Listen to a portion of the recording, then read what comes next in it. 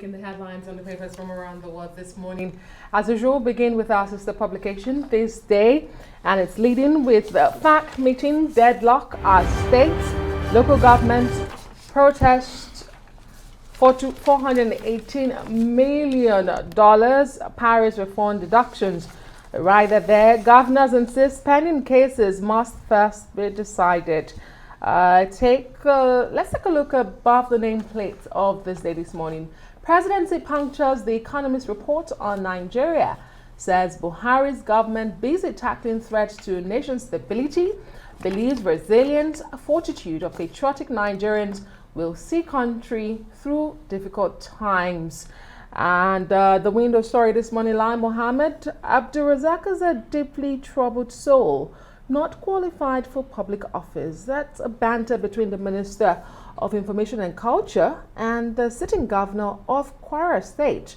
It's all about the politics in the APC of Kwara. We'll find out details in a moment when we review the papers with Emmanuel Bello. And from that, we move on to the Punch newspaper.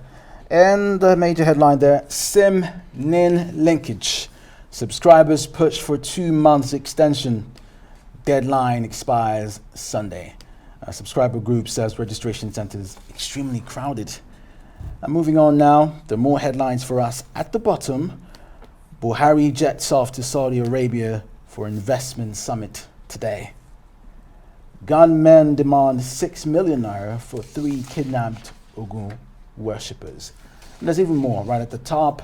INEC needs 17,618 workers to conduct APC PDP primaries. And in the front page of the Punch newspaper, pictures from Osun State of that jailbreak that happened over the past week. And moving on to the Guardian newspaper, the top headline on the front page, banks in defining moments as the e-Naira kicks off today. Unease over how digital currency will affect financial intermediation. Also, Nigeria joins Bahamas, Sweden, Cambodia, South Korea as pioneers of the CBDC. It's elitist, but will enhance efficacy of the payment system, and CBN insists we are ready for rollout. Another headline here on the Guardian newspaper. Declare bandits terrorists, 36 speakers tell President Buhari. They want a state of emergency on security, and Sokoto governor seeks reversal of telecom shutdown. Well, the Nation is reporting that tension is heightening in PDP, the major opposition political party in Nigeria, over uncertain convention, it says on its front page. The writer to that story, governors consult over Secondus court case. Makinde says October 30 dates sacrosanct. Some other headlines on the front page of the Nation this morning very quickly.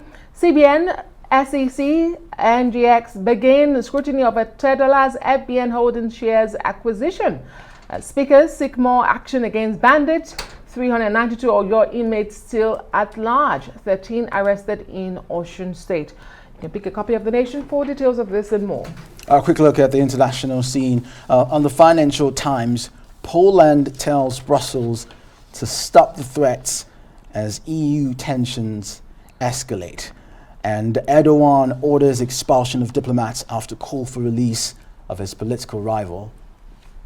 And an newspaper, £6 billion plan to clear NHS COVID backlog. Chancellor to outline investment in Wednesday's budget in an effort to cut waiting lists for diagnostic tests and non-emergency treatments within the NHS. In England, another headline on the newspaper, Salah inspires Reds to trash United. That's in the Premier League. Well, the Mirror is asking its readers to get booster and save Xmas.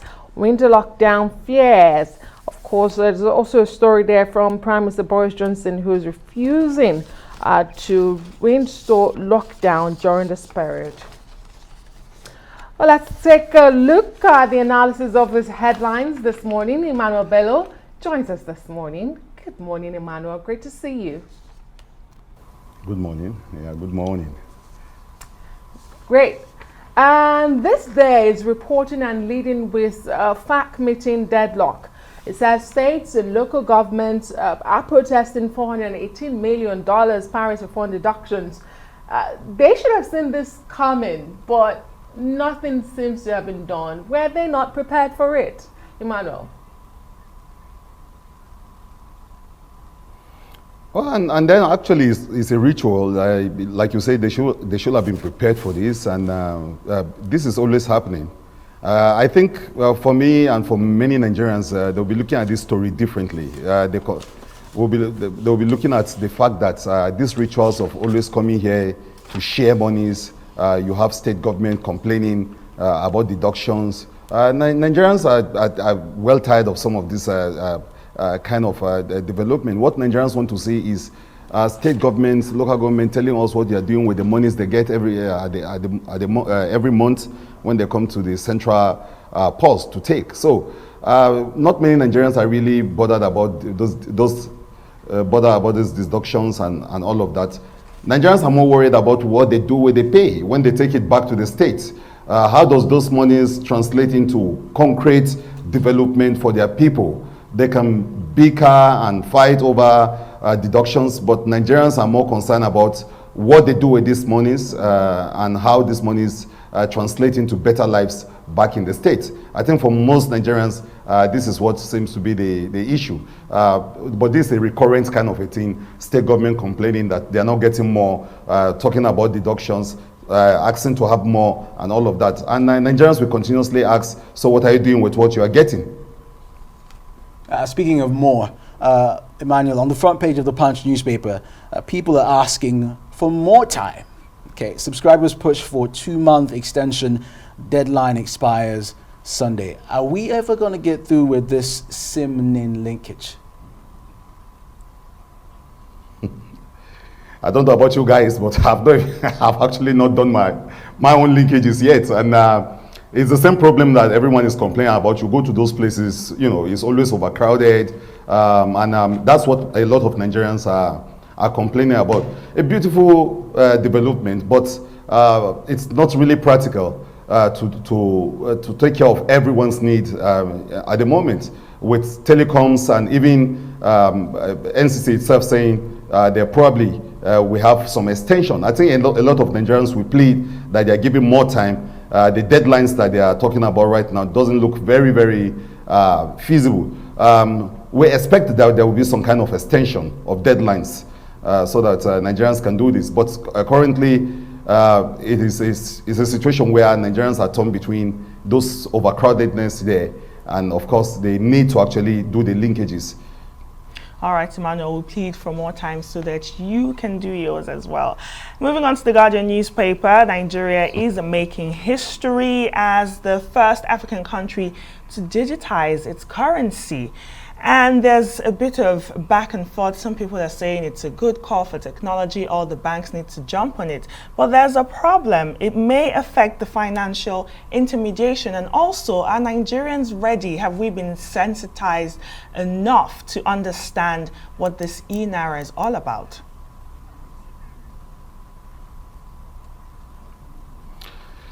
Well, unless you are an economic egghead like Kenneth and Adesua, many of us might not understand exactly what the e-naira is all about. But it's instructive to know that this day actually broke this story late last month, that it was going to kick off October 1st. It took close to 29 more days or 20 more weeks for that to happen, and it's happening now. You are right, Nkechi, there's a need for a lot of sensitization. What the CBN is saying, and it's historic, and the president there will be an occasion today where he's going to launch it. It's going to be huge and all that. But at the end of the day, a lot of Nigerians will still be asking themselves, how is this changing situation? Does it make the naira even better? But the CBN is saying that it's going to ease off the way we do business and transfer money and all of that. And I think it's an answer to, or it's a push against the cryptocurrencies and the crisis around that kind of financial transaction. But by and large, unless you're an economic egghead yourself, a lot of people would like to know how the e-naira works. And I think the CBN must have to mount up a serious campaign to sensitize the citizenry so that they can maximize on the benefits of the e-naira. It looks like a lofty idea, it looks as if it's going to take away a whole lot of bottlenecks around transfer of monies and the way we do things now, especially the safety of the Naira. And does it make the Naira better? Are citizens going to enjoy better spending powers and all of that? These are the sort of things that the CBN need to spend a lot of time as they unveil this historic policy to the rest of the country. There's need for that serious sensitization. Indeed. Well, Emmanuel, let's talk some politics this morning. The Nation is leading with that. Its major headline this morning is about the upcoming PDP convention or not. As it says, it's uncertain. What exactly is going on with the PDP? Is it unusual to see this sort of rhetoric in the build-up to the general elections where political parties try to get their house in order and elect officials for positions in their parties ahead of the election, like I said? But what do you think is going on with the PDP? Governor Makinde, who's in charge, says, the date is sacrosanct. He's saying the date is sacrosanct, but a lot of PDP people don't even know whether they should head to Abuja this morning for the conventions. I spoke with some top PDP people last night, not too sure if they should even come for the conventions or not. For their national convention, and it's a crisis that has been building up. Last week, the APC was on the receiving end, with even PDP mocking and saying that, look, that is not how to go about congresses. It appears this week it's the turn of the PDP to experience some of those criticism. Already, the Nation did an in-depth story there on the front page of the kind of crisis within the party. It's actually the crisis of leadership.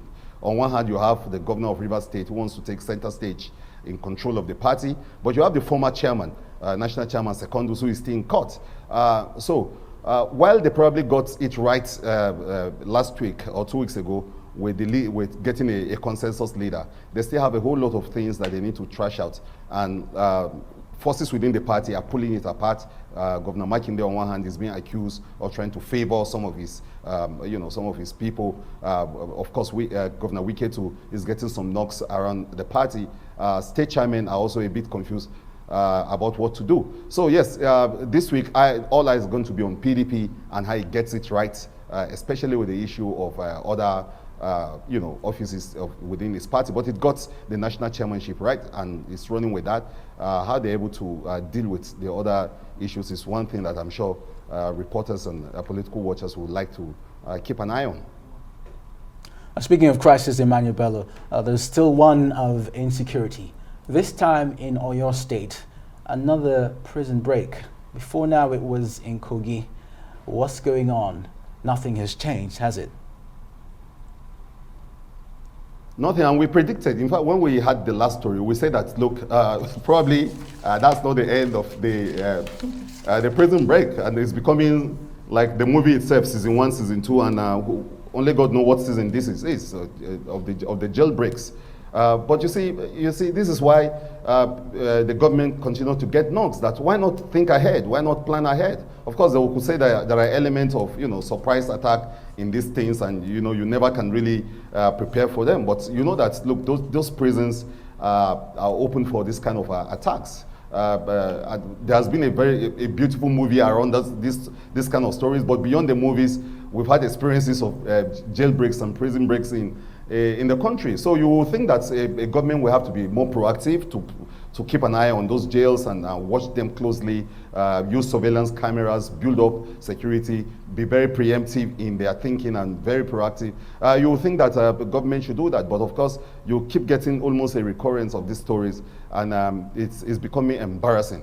But of course, the presidency will always claim that it's doing best. You saw what Garbashew said at the weekend that, look... All right, Emmanuel, thank you so much for joining us this morning on the Press Review.